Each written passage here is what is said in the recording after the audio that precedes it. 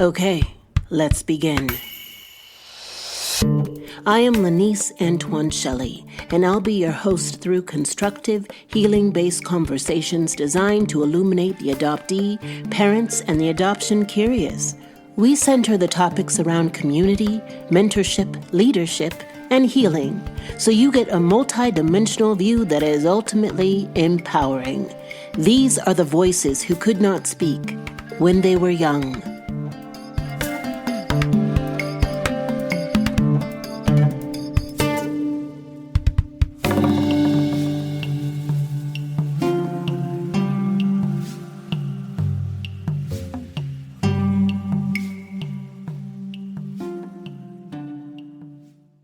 Hey y'all, if you've seen me on Instagram, I'm in my summer glow phase and I am unapologetic about it. My hair is luscious. Fun fact, I didn't start properly treating and doing my own hair until I was a grown adult because like many Black adoptees, no one showed me how to do my own hair. And because I love you all so much, I'm going to share with you my hair secret.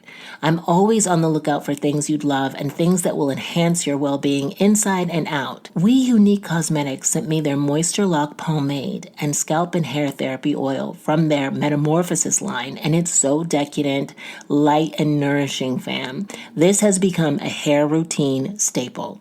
It has a soft lemongrass scent that people comment on when I walk by or when they're doing my hair because now I have boho locks.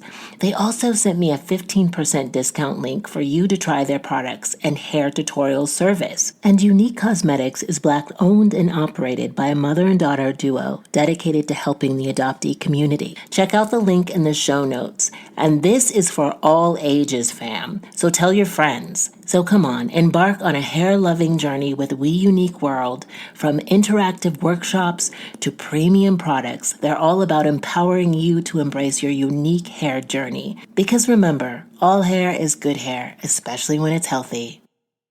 Morning, fam. How you doing? Oof. I was definitely in a less motivated space this week. A bit lethargic and not as easily inspired.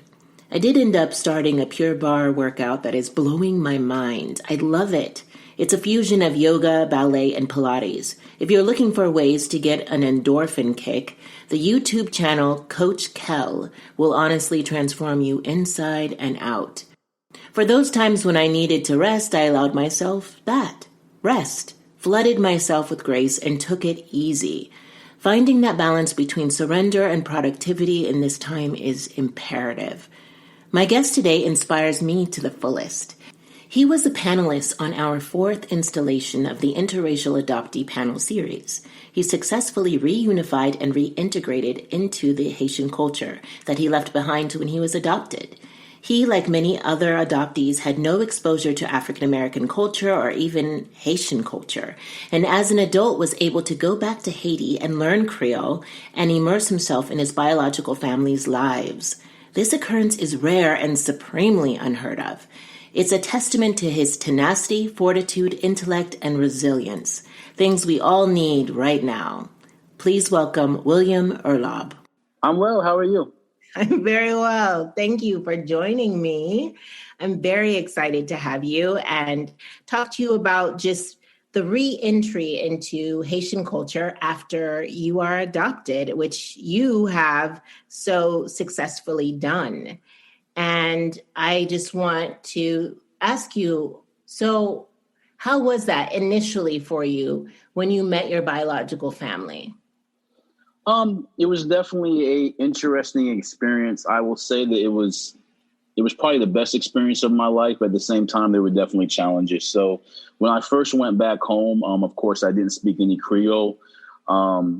I luckily had a couple family members, a cousin, an uncle who worked in the Dominican Republic. And so they were able to speak a slight bit of English, but not that much, but just enough for communication.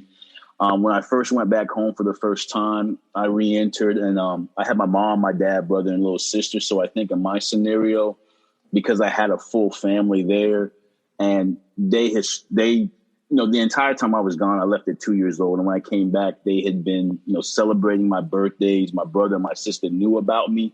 They had been attempting to try to find me this entire time. And so when I found them, it was, it was a blessing on both ends. And so I was welcomed with love. When I came home, I had a bunch of flyers. They had posters all on the wall. So the moment I came in, I came into the Dominican Republic, and then we transferred and went into Haiti. So that very first moment, there was nothing but love. We had an amazing party that night. Probably had about 150 to 200 people that came. And I just was immediately thrust into it. Didn't speak any Creole, like I said. I immediately was just thrust into a party. Everyone's like, these are your cousins. This is your family. So that was very, very, very surreal, I guess I would say. It probably took about 2 or 3 days for everything to really sink in, for me to kind of wind down and really start to examine some of the differences, because at first it was just a shock. But overall, like I said, it was definitely a great experience. A lot of those cultural things that we'll get into definitely started to arise. I would honestly say my second trip. That first trip was somewhat, it wasn't a blur at the time, but it was, I didn't have any of the requests on my money, the requests on my time, or any of that. It was just strictly, you're back, welcome back, here's your family, here's what you've missed. And that was really amazing. I know when I went back for the first time when I was 13, and then again a second time when I was, I think, 26, I was struck by just the language barrier. And I would just be with my siblings, and we would just be sitting in silence together. And Right. My grandmother would just take my hand, and we would use this nonverbal communication. A lot of it was just like physical touch. How was it for you? Before I went down, I studied a little Creole, but not enough to really make out anything. I didn't have that experience. I started trying to communicate immediately. So we created, even on that first trip, kind of a Kringlish where, I had a dictionary, I had some books. Like I said, my cousin and my uncle were there to help translate. And I just dove right in. Honestly, I didn't really, even to this day, sometimes there'll be scenarios to where I will feel a little left out because of comprehension. But it never was really a heavy impactor as far as something that I always knew that this was something I needed to strive on. I was like, I'm re-entering this culture. And since I'm re-entering the culture, I'm going to do the work necessary for me to acclimate to the culture. And because of my family being in the scenario they were in, I don't think I really ever came across that. Like, it was never quiet. Like, I immediately came in, uncles were pulling me. I went to sleep. I landed and went to Haiti. I went to sleep. The very next day I got up and went to church. And I had to give and my dad was a pastor. So at the church, I had to give a testimony. So I stood up, second day in Haiti, stood up and gave a testimony in English. One of my cousins slightly translated in Creole, and then my dad just preached in Creole. So I've never, in my personality, I've always been, and this kind of goes back to, kind of alludes to what I was going to say downstream, is that I think it kind of depends on personality as well. So my personality, I've always been I'm outgoing, but I'm also very to myself. And it's hard to explain, but my outgoingness, when I become outgoing, I push through a lot of barriers. And so I don't tend to allow other people to really dictate how I'm going to approach the world. And so Haitians, for example, tend to be very territorial and somewhat judgmental. I don't care. Like, I went back home, like, I could care less. Like, I don't care what you say about me or what you do about me. Like, I first started going back home, and I'm sure you've heard it, like, blonde, blonde, blonde, blonde. I cuss people out. Like, sorry, I'm not going to say any curse words, but I immediately cuss people out. Like, once I started knowing a little bit of Creole, I was like, no, I'm not blonde. My blood's Haitian. Like, I don't care what you say. My culture, granted, I didn't grow up in the Haitian culture, but my mom's Haitian, my dad's Haitian, my brother's right here, my sister's right here. So I'm fully Haitian. I didn't have the opportunity to grow up in this culture, but I refuse to allow you, who hasn't gone through this. You've had your own struggles in life. And I get it. I didn't grow up. I didn't go to the school. I didn't interact. So I don't have all those cultural experiences, but in my core, in my soul, in my heart, I am Haitian. And I don't care what you say about me. You can't put me in a box. And so I immediately came in with that attitude. And Haitians, I think, and this is something I would tell the adoptee, Haitians are kind of like, it's hard to explain. Let me try to explain this correctly.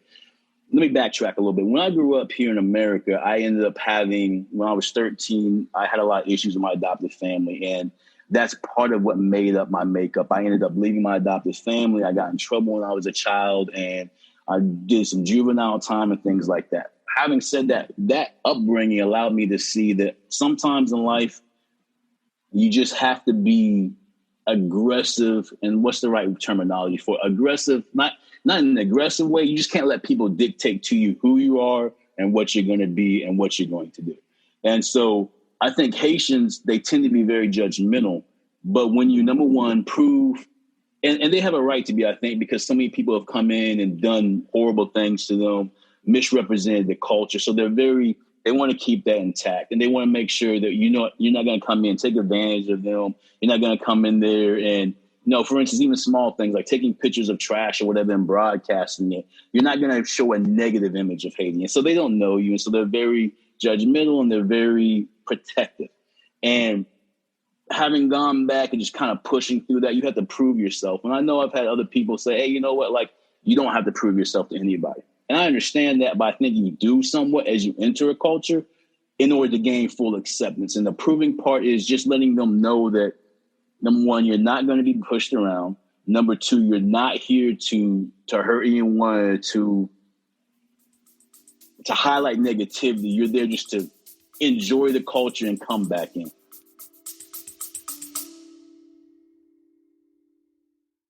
Hey, I want to share with you something that has changed my life. It's more like someone, my therapist. Why is she so important?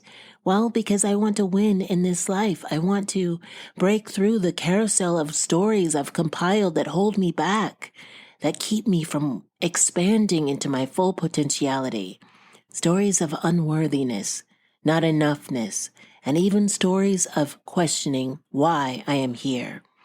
I also want to stop dumping my unsorted feelings on the people around me and reacting with the same behavioral patterns that keep me stuck. Conversations with my therapist have made me more confident, clearer in my intention, and more centered in my spirit. That is why I am elated that we are sponsored by BetterHelp, where you can, from wherever you happen to be right now, match with a therapist tailored to your exact needs. With BetterHelp, you can tap into a network of over 30,000 licensed and experienced therapists who can help you with a wide range of issues. Someone who you can text at any time and schedule online for either a chat, Zoom, or phone call. And if it turns out that your therapist isn't the right fit, you can switch to a new therapist at no additional cost. Visit the link in the show notes, betterhelp.com, when they were young, to get 10% off the first month. You need to click the link in the show notes in order to get the 10% discount. I want to see you win, beloved. Let's do it together. Visit the link, betterhelp.com, when they were young.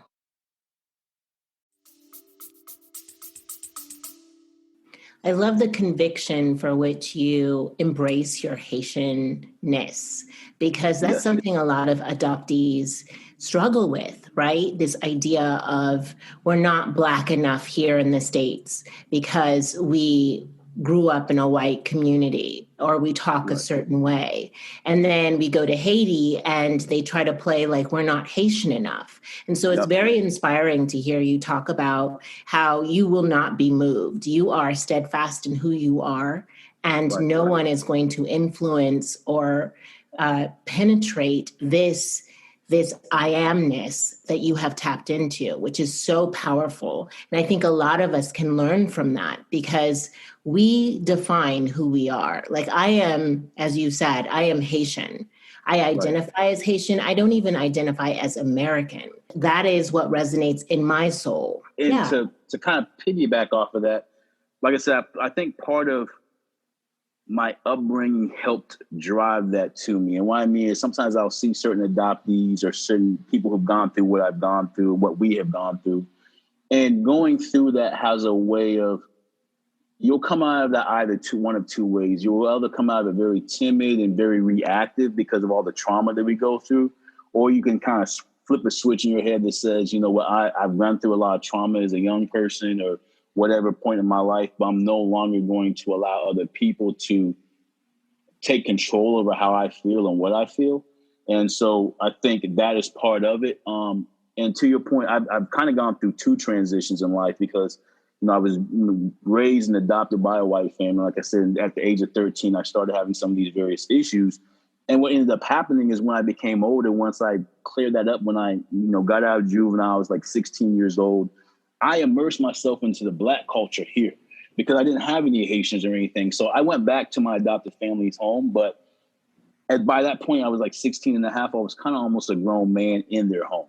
I went to an African-American church. I started going to Church of God in Christ. I got involved into the choir, started rapping. I used to be a rap artist here in Texas. Did a lot of different stuff that was completely black to black. I even came like this close to going to HBCU. So even though it wasn't Haitian, I just knew in my core that I felt way more comfortable and much more aligned with people of my own color, even if they weren't my own nationality.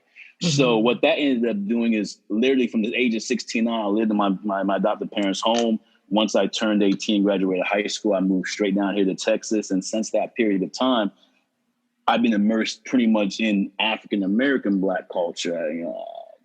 All my girlfriends, everything were always Black. All my friends, I don't have, not in a negative way, but I just don't really have any Caucasian friends other than coworkers, people at work, just because the life that I chose to live didn't really include that per se. So I think it was easier when I involved and started going to Haiti because I didn't have to switch from Caucasian or white life to Haitian life. All I really had to switch was to the Haitian culture. And don't get me wrong, there's a lot of differences between African-American culture and Haitian culture, but there is a lot of similarities. They're closer in similarity than anything that's on the Caucasian side. So some of those experiences, the way we praise in church, the way that we dance differently, but we all have rhythm, like all those type of elements. I already was kind of a step ahead from spending so much time here because I spent 16 to when I found my family 27. So I spent about 11 years just, fully Black here. And so now all I've had to do is learn the Haitian side of being Black, but I haven't had to learn Blackness as a whole. Yeah.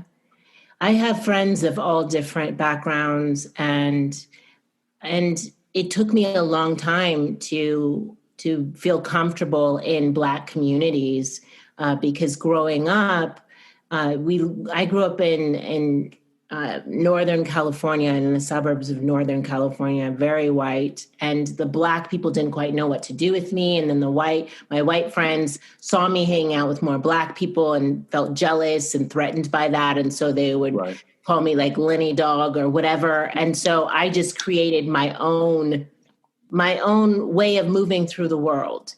Right. And then I came to a point very early on, an epiphanal thought that I am going to live this life the way that I want. I'm going to define what Blackness is to me, and you will accept it. That's how we're going to play this from now on. You will accept it. And what I think I've liked about in the Haitian culture is that I feel somewhat in the Haitian culture that there's less, like here in America, you have certain boxes that they put people of color in or Black people into. I'm sure you heard all the time, especially when I first got into the African-American community, I was always called an Oreo. I talk properly, all these different elements. And I don't see that nearly as much in Haiti. Like it had to switch my brain because I started hanging out, like I said, with a lot of various African-Americans. I got heavy into the hip hop scene and all that. And so what ended up happening is as you start to interact and be in these communities, you start to take on various elements. And so you probably don't really even hear the proper English that I used to have.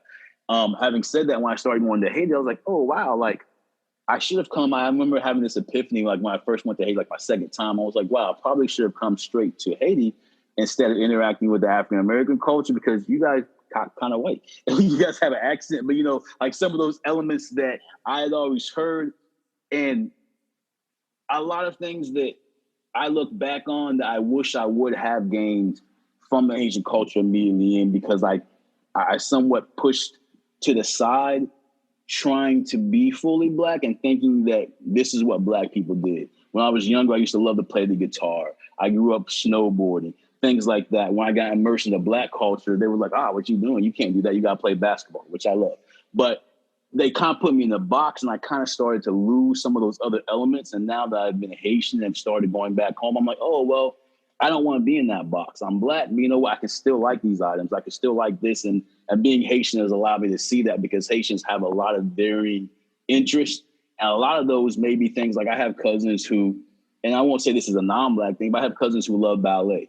Like, none of my friends here who are African-American men are into ballet. Not to say that I'm into it, but I don't even think they necessarily would have, unless they're in the right community, would have the knowledge that this is something they could do. Haitians, they're completely different. So I think that's been a good experience, of seeing that being Haitian, you're Black, but you don't allow your Blackness to define what you can do, if you understand what I'm trying to say.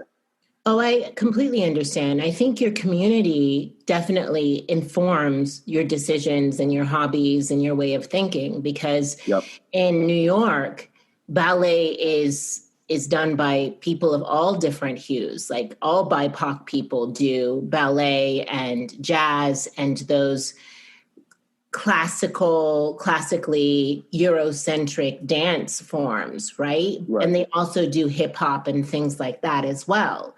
But that's in New York. And then in Chicago, it's a completely different scene. Where I grew up in Northern California, I started to immerse myself in African dance. And that's when things shifted for me. That's when I started to love my skin.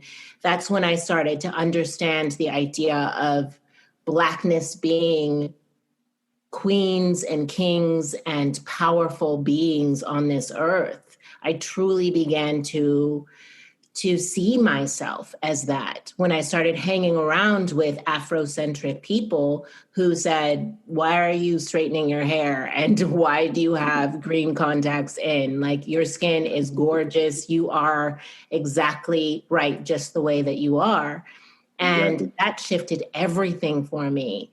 And had I not encountered that community and gone to Senegal, which is very much like Haiti, who knows where I would be in my idea of identity. And I feel solid in who I am now. And I rock head wraps, and Black women from all walks of life are like, oh, wow, I wish I could rock the head wrap. And I'm like, you can. Who said you couldn't? You know what I mean? And I started to observe influencers who are Afrocentric like me, like Finding Paula, who is this gorgeous Haitian woman, this blogger who has this amazing business, and everything. You know, who's this business of head wraps and Afrocentric clothing and content and all of that, and celebrates being Haitian and celebrates being dark or richer in hue, we like to say. And that is what I focus on now. Those are the images that I take away now. But it took me a long time. And of course, those images weren't at the forefront and haven't been at the forefront for up until the past 10 years. And speaking of ballet, the idea of nude was always Caucasian. And so dancers like myself, I did ballet early on. And then once I found African dance and Haitian dance, I was like, deuces. I'm going to do this form that embraces my body the way that it is, you know? And going to Haiti, you hit the soil and you understand what Blackness is. But did you grow up at all with any kind of consciousness of culture? Was that implemented in your household at all? Absolutely not. I grew up, not to get too in depth with it, but when I was adopted, I grew up for a while in Kansas. My adopted parents were part of a religious cult that was completely Caucasian. So on multiple occasions, I think 2 or 3 different occasions, we were living in a community, kind of like a commune, similar like a David Koresh type of scenario. And so that's, I had a lot of abuse that occurred in those situations and those scenarios, which led to, like I said, some of the issues I had with my behavior when I was 13 or 14. But I didn't have any form of culture. We weren't really allowed to watch TV. I didn't know anything about Blackness. My first introduction to really even knowing Black artists was when I was in juvenile detention at age 14. someone came up to me and was like, "Hey, do you like DMX?" And at the time, they had DMX Reebok shoes. And so I was like, "Oh, I like DMX shoes. They're soft." And they were like, "No, DMX is a rapper." I was like, "Oh, I don't know who he is." And so at that point, people just started introducing me. And so what I did, like I said, I took the same route that I've done with Haitian culture. I just went into a deep dive of studying what I thought was Blackness at the time. So I started listening to a lot of music. I went back and listened to all old school music, blues, jazz, oldies, all the way up until hip hop now. I did that for like 2 years. Black movies. Everything that I had missed growing up in this environment, I just went through from the age of like 16 to like 21.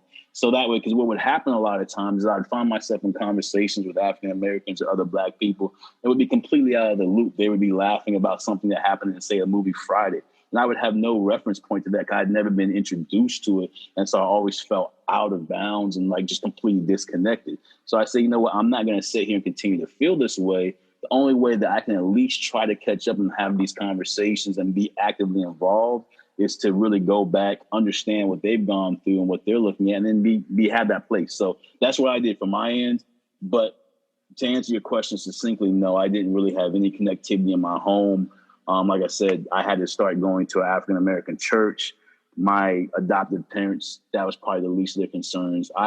My hair, for example, I remember one time when I was about 7 or 8, we were living in one of the communes and we ended up having a convention in this place called Bowens Mill, Georgia. And we went down there and they happened to have, I think, 7 or 8 other Black families that were in this congregation or this convention of maybe 1,000 people.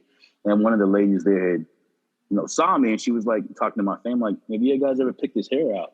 And they were like, "What are you talking about?" So I just remember vividly, she took me to her house and picked my hair out. And I was like 7 or 8, and I'd been here in the States for probably 5 years. And it was one of the most horrible experiences I remember looking back because I'd never had my hair picked out. And it literally felt like my hair was being pulled out from the top. And it was just horrible. And I remember thinking through that. And then, when I went back home, we didn't do it anymore. And I, would get my hair cut from time to time, but we just never take care of it. And until I got older, I didn't realize just how impactful that was. Just running around, looking at some of my old pictures, and my hair was just unkempt. And it's just to the point where, like I said, they just weren't aware of what they needed to do. And even if they would have been aware of what they needed to do, I'm not 100% certain they would have taken those steps. So. That's so heartbreaking because that is such a huge part of the Black experience is hair care.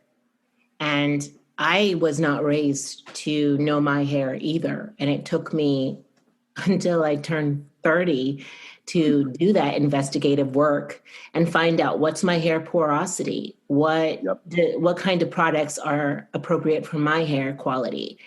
And it's unfortunate that so many Black people are being raised in this negligent way because that is huge to take care of our skin and hair. Yeah, it's high maintenance. So is anybody. Our person itself is high maintenance, and we need to take care, especially with someone you allegedly love.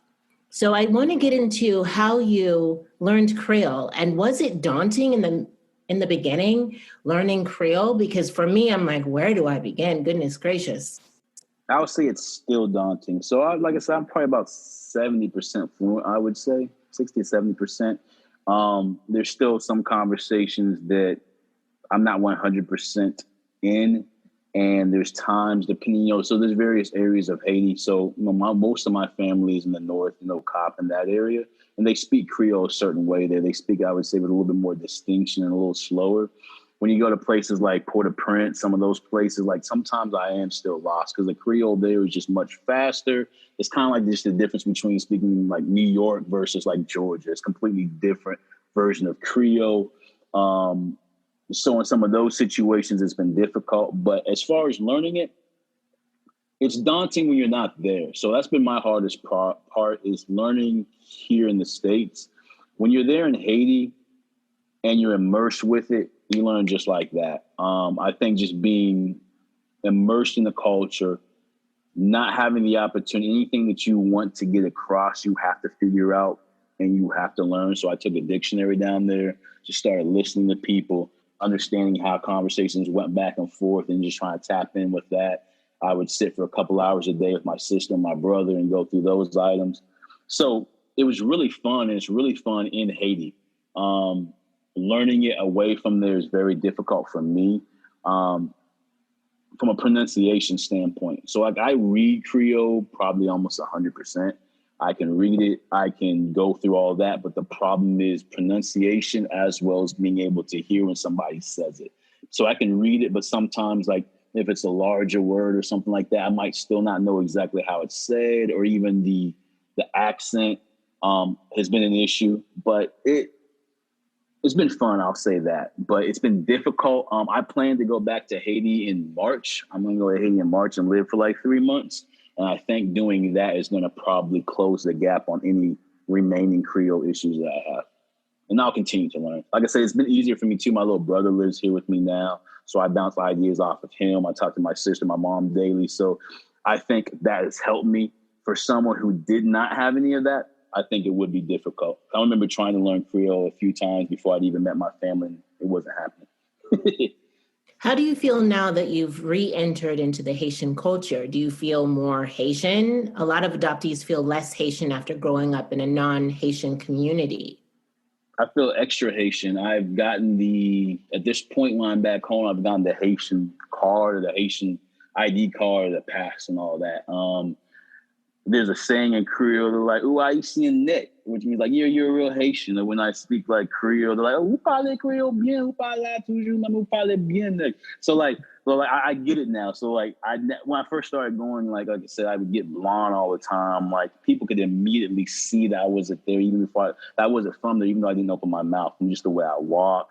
Haitians, you've been back home, they walk with this little gait. They just like literally don't use any energy as they walk all day long. Well, I have that walk now. I know how to transition.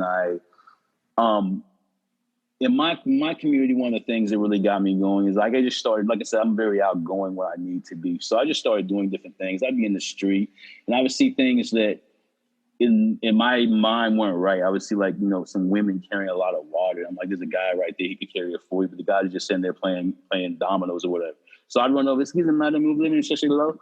I just grabbed the water and carry it forward. So next thing I knew, and then my mom, and then like I said, I came back into a blessed scenario because my family that I came back into was they're not wealthy at all, but they're very influential in my community where I'm from. So everyone knows my mom, and a lot of people know my dad. They're not together anymore. So just that gave me a leg up that I think that other people might not have, because it's allowed me to be in certain circles. I've been in my mayor, my city's house. I've been to all the pastors' homes whenever anything goes. So I got to meet Martelli and Wyclef when they came through and did one of their presidential rallies back in the day before Martelli became president. So I've been able to move in certain circles that I don't think certain people would be able to if they didn't have that family circle. And so because of that, it's helped me a lot as well. But to answer your question, I feel extra Haitian. Like I will say this.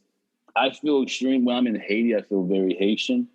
The only pushback I get on not being Haitian now comes from Haitian Americans. So when I'm in Haiti, I'm fully accepted. I mean, I'm sure there's some people who probably think something about me, but I haven't heard it for like the last 4 or 5 years. Haitian Americans, they are now the ones who are judgmental. So whenever I have conversations with Haitian Americans, like they have to gatekeep for Haiti or something. I'm like, bro, I was just in Haiti like 8 months ago. You haven't gone to Haiti in 7 years. You really can't tell me anything. Maybe your Creole is a little bit smoother than my Creole. Like, and I'm sorry, I just get very, I'm a very, what's the word? Like, I just don't let people bully me. And so I'm very quick to just like lash back. And I'm always that way with Haitian Americans. I find myself always like pushing back on them because they're always trying to say something like, downplay or make it derogatory because I didn't grow up there, because I didn't do that. I know, and I no longer get that from Haitians, but not tip, not talk. I no longer get that from Haitians back home. It's just like Haitian Americans. But in my mind, a lot of times, like, you guys were born here in America. Like, you had Haitian parents, but like you haven't been to Haiti. Some of them you haven't even been to Haiti, or if you have, it's been like 10 years. I was there like 8 months ago. Like you can't, like, I don't know. So Yeah. No, I hear you on that because I run into that too. As I was saying before, there are people who they claim on a culture and haven't investigated the culture, but they get a pass because they grew up in a certain household. Exactly. And it's an unfair advantage because we did not choose our fate, but yet Right. we are condemned by various groups of people because of it. So, where in your life do you think you can apply courage? I think I'm going to apply courage in helping others. Having gone through this walk myself, it's a passion of mine to really help other people who are in my scenario get acclimated to back home to Haiti. It's a real passion of me to be able to help connect people to their families back home in Haiti. And I also want to do it on a broader scale for international adoptees because I know what it felt like for me not having my family and how relieving it was to meet them. But at the same time, all the struggles that came from that. And I really want to be a support system for everyone who goes through this. And I think that would help me build my courage because it really, every time I think all of us still go through, I'll be completely honest, I still go through depression. I still have various issues that go all the way back to my adoption. I'm completely honest with that. I'm a steady work in progress to help make myself a whole person. And every single time I go through this or help somebody or dive in, it makes me feel good. It's one of the few things that genuinely I could do forever and not get paid for. Like that's one of the reasons why I'm going to Haiti in March is I'm going to go to OCOP. I'm just going to go. Every time I've been in Haiti, I've lived in my mom's house.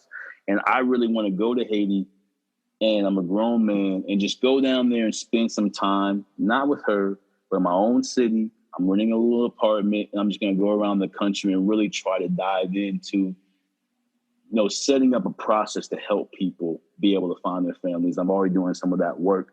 And so I think that's going to be a lot of courage on my end because I've never done that. I've always been in Haiti with family, and they'll be around. I have family in Ocop and family there, but I'm grown. If I would have grown up in the culture, I would have done that. But because I didn't, I came back and I'm like, I owe it to myself just to experience what it's like to be a Haitian adult living in my country on my own. So That's wonderful, William. I've never studied Creole before. So can you teach me a phrase? First, let's do a greeting. Let's do the sac passe. So I say say sac not passe. boule, Okay, not say it boule. slower. You have to say it slower, William. Yeah. Okay. I'm a novice, so you're a teacher now. So I say sac passe and you say what? Not boule. Lac You can say not boule. boule. You can say not boule. You can say moi en forme, moi bien, moi pas mal. And what Tout do those bagay mean? bien. So I'm good. Because I know a little bit of Pas mal French. means exactly like I am not doing bad. Okay. Moi bien means I'm good. Yeah. Tout bagay en forme, everything is okay. Pas gen problem, Kunya. I don't have any problems right now. You I'm même. okay. How are you? Shit the day or like when I sat outside my house, I don't know, just that's usually when people be saying like, oh, okay. So. That's so great. That's so great. I love it. Well, thank you so much for your time, William. No problem. It means so much. Your story is really powerful, and I know a lot of people will be inspired by you being self-motivated in relearning, re-entering into the culture in such a wholehearted way. So thank you for being an example to us all. Yeah, my final takeaway statement for any adoptees, anyone out there, I would say, I know it's difficult. I know it's hard. I know a lot of the things we went through have made this a more difficult thing to enact or to execute than to talk about. But if at all possible, just seize control of your life. I think that's one of the things that helps heal us. We, especially with having that traumatic break in the beginning, that's out of our control. We tend to be young and we're at the whim of somebody else who's controlling our life has made a decision for us that 99% of us would never make. And being able to, no matter what you go through in life, being able to get to a point to where you choose, this is what I want. This is how I'm going to live. I don't care what anybody else thinks about it. And they have to, in order to be around me or in order to be part of my circle, they have to accept me. just that in itself was powerful. And to your point that you said earlier, just living your truth, just being who you are. You don't have to be the super Black person. You don't have to be this. You are who you are is good. If you feel the need to dive into the culture, to learn the culture, more power to you. Everyone's not going to do what I did. And it might not be for everybody, but just own, really examine yourself, find what makes you happy, what's going to make you be able to succeed in life, and just diving into that, and just no holds barred. And if someone doesn't like it, don't be around them. I could say something else, but this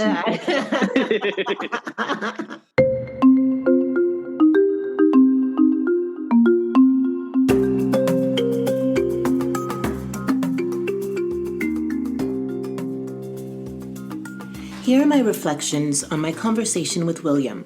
1. Implement the adoptees' culture from the beginning. I know I've said this before, but 1 out of every 10 adoptees I talk to were completely stripped of their culture, and they spend their adulthood playing catch-up. They feel bereft and behind. Implementing music, food, people who reflect your child will create an environment where you are helping forge a positive sense of identity and confidence.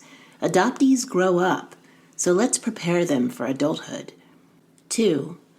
It's never too late to investigate one's heritage.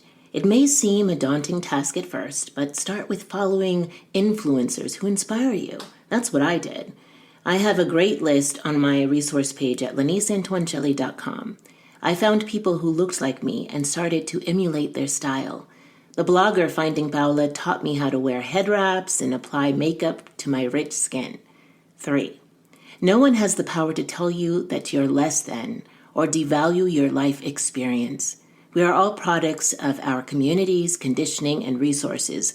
Do not apologize for it. Rather, if there are things you want to change, do so for you and you alone. You define who you are and the person you want to be. This was an awesome conversation. Thank you for joining me. Please drop by the show notes for all of the references I mentioned, and you can always go to laniceantoincelli.com for resources. I'm also on Instagram at Young Adoptee. I'd love to hear from you. And hey, have you written a review? I'd love for you to write how this is impacting you, because reviews help this podcast reach more people. Okay, let's flood our lives with grace and go gently. Another beautiful episode. Thank you so much for listening, and thank you to my guest today. If you liked this episode, the best way to support me and this work is to write an iTunes review, a 5-star review. This helps us reach the top of searches and helps more people to find us. And if you personally want to connect, please reach out on Instagram or Facebook. And I have some great resource material on my website at laniceantoincelli.com. So go on over there too. Until next we meet, go gently and have courage, my love.